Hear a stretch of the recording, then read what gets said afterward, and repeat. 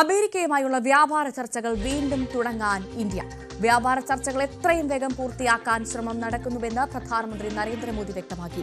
വ്യാപാര രംഗത്തെ പ്രതിസന്ധികൾ പരിഹരിക്കുന്നതിനുള്ള ചർച്ചകൾ തുടരുന്നുവെന്ന അമേരിക്കൻ പ്രസിഡന്റ് ഡൊണാൾഡ് ട്രംപിന്റെ പ്രസ്താവനയ്ക്ക് പിന്നാലെയാണ് ഇന്ത്യയുടെ തീരുമാനം. മോദിയുമായി ചർച്ച നടത്തുമെന്നും ഉടൻ തന്നെ പരിഹാരമുണ്ടാക്കുമെന്നും ട്രംപ് ട്രൂത്ത് സോഷ്യലിൽ കുറിച്ചു. എം മിഥുൻ വിവരങ്ങളുമായി ചേരും. മിഥുൻ, ഒരു ഘട്ടത്തിൽ വഴിപിരിയലിന്റെ വക്കിലെത്തിയ സൗഹൃദമാണ്, അത് വീണ്ടും കൂടിച്ചേരുന്നു, മഞ്ഞുരുക്കമുണ്ടാകുന്നു അല്ലേ?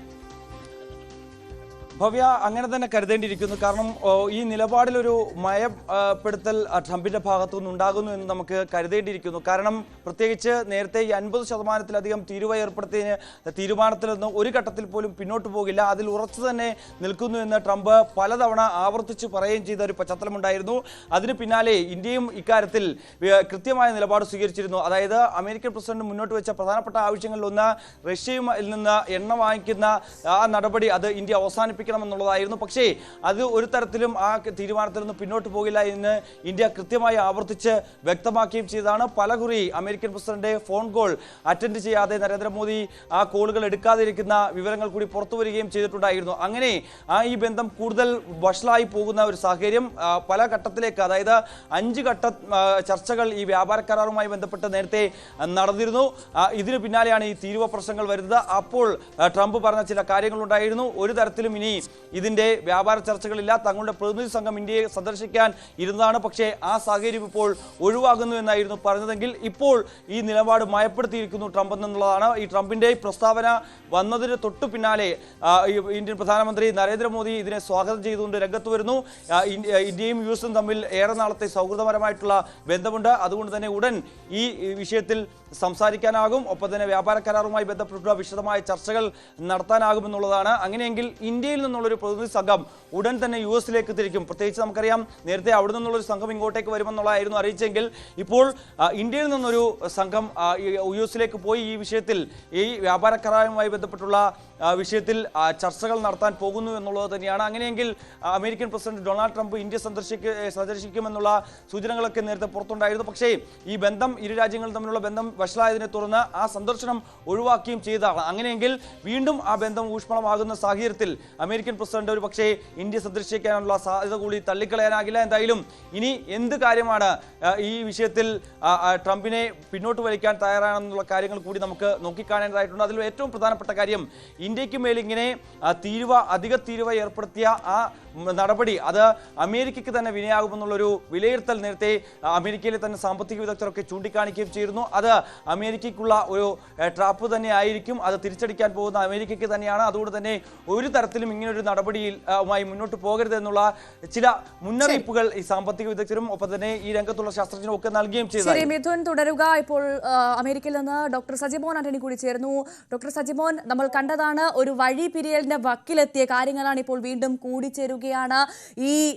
ഇവിടെ മനസ്സിലാക്കേണ്ടത്, അധിക തീരുവ വിഷയത്തിൽ അയയുകയാണോ അമേരിക്ക എന്നാണ്. കാരണം തുടക്കത്തിൽ തന്നെ ഇത് അമേരിക്കയ്ക്ക് തന്നെ തിരിച്ചടിയാകും, വലിയ വിള്ളൽ ഈ ബന്ധത്തിൽ ഉണ്ടാക്കുമെന്നുള്ള വിലയിരുത്തൽ ഉണ്ടായിരുന്നു. അതൊക്കെ തന്നെ, അതിലൊക്കെ ഒരു മാറ്റം വരികയാണോ, അല്ലെങ്കിൽ അമേരിക്ക വിഷയത്തിൽ അയയുന്നുണ്ടോ? ഇത് ഇവിടെ നിന്ന് വിശകലനം ചെയ്യുമ്പം ഒരു കൈ കൊണ്ട് ഒരു തലോടലും ഒരു കൈ കൊണ്ട് ഒരു അടിയും എന്നുള്ളൊരു സ്ട്രാറ്റജിയിലാണ് ട്രംപ് ഇത് പോകുന്നത് എന്നാണ് എനിക്ക് മനസ്സിലാക്കാൻ സാധിക്കുന്നത്. കാരണം ടാരിഫ്, ഞാൻ തുടക്കം മുതലേ കഴിഞ്ഞ കുറേ മാസങ്ങളായിട്ട് നമ്മൾ സംസാരിക്കുമ്പോൾ പറയുന്നുണ്ടായിരുന്നു, tariff is tax on Americans basically. Okay, അപ്പോൾ അത് നമ്മുടെ അയൽവക്കത്തുള്ള പാകിസ്ഥാനും ശ്രീലങ്കയായിട്ട് 19-15% അമേരിക്ക സെറ്റിൽ ആയിട്ട് ശേഷം 20% ഇന്ത്യക്ക് വെച്ചു. പിന്നെ അതിന്റെ മേളിൽ 20 വെച്ച് 50% എന്നുള്ള അധിക തീരുവയിൽ ആണ് ഇപ്പൊ നിൽക്കുന്നത്. അപ്പം ഇന്ന് ട്രംപ് ഇങ്ങനെയുള്ളൊരു പോസിറ്റീവ് ഇൻഡിക്കേഷൻ തന്നാലും അതോടൊപ്പം തന്നെ വേറൊരു ഇൻഡിക്കേഷനും കൂടി അദ്ദേഹം തരുന്നുണ്ട്. ട്രംപ് അഡ്മിനിസ്ട്രേഷൻ യൂറോപ്യൻ യൂണിയനോട് ആവശ്യപ്പെട്ടിട്ടുണ്ട് ഇന്ത്യയുടെ മേലിൽ 100% ടാക്സ് അല്ലെങ്കിൽ ടാരിഫ് ആഡ് ചെയ്യണം എന്നുള്ളൊരു പ്രഷറും കൂടെ അദ്ദേഹം ഇവിടുന്ന് ചെയ്യുന്നുണ്ട്. അപ്പൊ അതിന്റെ അർത്ഥം ഒരു സൈഡിൽ കൂടെ തലോടലുണ്ട്, എന്നാലും മറു സൈഡിൽ കൂടെ ഒരു അടിയുണ്ട് എന്നുള്ളതാണ്. അപ്പൊ എന്താണ് ഇതിന്റെ യാഥാർത്ഥ്യം എന്ന് ചോദിച്ചു കഴിഞ്ഞാൽ, ഇന്ത്യയിൽ നിന്ന് അമേരിക്കയിലേക്ക് വരുന്ന ഗുഡ്സ് 128 ബില്യൺ ആണ് ഒരു വർഷം വരുന്നത്. എന്നാൽ അമേരിക്കയിൽ നിന്ന് ഇന്ത്യയിലേക്ക് പോകുന്നത് ഏകദേശം 42 ബില്യൺ ആണ്. അപ്പൊ ഈ 82 ബില്യന്റെ ഡെഫിസിറ്റ് ആണ് അമേരിക്കയ്ക്ക് ഇന്ത്യയുമായിട്ടുള്ളത്. അതൊരു ഒരു സിഗ്നിഫിക്കന്റ് മാർജിൻ ആണ് എന്ന് പറയാൻ പറ്റും. അപ്പൊ അത് ഇന്ത്യ കുറെ വർഷമായിട്ട് അതിനെ ചൂഷണം ചെയ്യുന്നുണ്ട്. അതിനൊരു അറുതി വരുത്തണം. ഇന്ത്യ മാത്രമല്ല, അതുപോലെ മറ്റു പല രാജ്യങ്ങളും ചെയ്യുന്നുണ്ട് എന്നുള്ളതായിരുന്നു ട്രംപ് അഡ്മിനിസ്ട്രേഷന്റെ ഒരു പോളിസിയും അല്ലെങ്കിൽ ഒരു വാക്കും അല്ലെങ്കിൽ ഒരു ആർഗ്യുമെന്റും.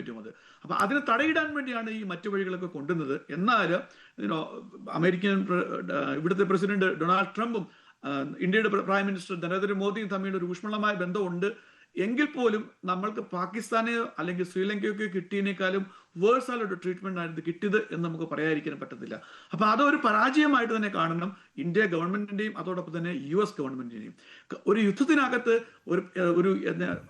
ഒരു വാർ എന്ന് പറയുമ്പോൾ അതിനകത്ത് നമുക്ക് എങ്ങനെ വിശകലനം ചെയ്തു കഴിഞ്ഞാലും ഒരു കണക്കിന് പറഞ്ഞാൽ ഒരു പെർമനന്റ് വിജയത്തില്ല. രണ്ട് കൂട്ടരും നഷ്ടപ്പെടുകയാണ് ചെയ്യുന്നത്. ഹ്യൂമൻ ലൈഫ് ലോസ് ആവുകയാണ് ചെയ്യുന്നത്. സാമ്പത്തികം നമുക്ക് നഷ്ടമാകുകയാണ് ചെയ്യുന്നത്. അപ്പൊ എന്ന് പറഞ്ഞു പോകണമെങ്കിൽ തന്നെ ഇങ്ങനെയുള്ള ഒരു ഇക്കണോമിക് വാറിനകത്തും ഒരു സ്ഥായിയായ ഒരു വിജയം ഉണ്ടെന്ന് എനിക്ക് തോന്നുന്നില്ല. ഒരു സൈഡിൽ അമേരിക്കയ്ക്ക് നഷ്ടങ്ങൾ വരുമ്പം മറു സൈഡിൽ അതിലും കൂടുതൽ നഷ്ടം ഇന്ത്യക്കും വരുന്നുണ്ട് എന്നുള്ളതാണ് അതിന്റെ ഒരു റിയാലിറ്റി എന്ന് പറയുന്നത്.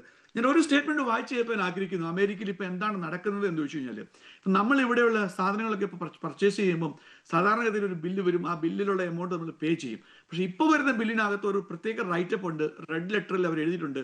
അവർ എഴുതിയിരിക്കുന്നത് ഇങ്ങനെയാണ്: quoted price is subject to change due to the introduction of additional tariff, which means ഞങ്ങൾ ഇവിടെ ഒരു ബൾക്കിൽ ഓർഡറുകൾ പർച്ചേസ് ചെയ്യുമ്പോൾ ഞങ്ങൾക്ക് ഒരു കൗണ്ടർ സൈൻ ചെയ്യണം.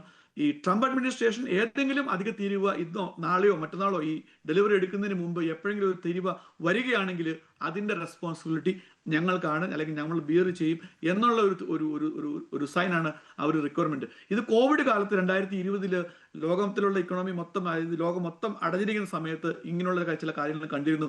അതിനുശേഷം ആദ്യമായിട്ടാണ് ഇങ്ങനെയുള്ള സ്റ്റേറ്റ്മെന്റുകളൊക്കെ വരുന്നത്. അപ്പൊ എന്താണ് ഇതിന്റെ അർത്ഥം എന്ന് ചോദിച്ചു കഴിഞ്ഞാൽ, ആദ്യം പറഞ്ഞ ആ ഒരു സ്റ്റേറ്റ്മെന്റിലേക്ക് ഞാൻ തിരിച്ചു പോവുകയാണ്.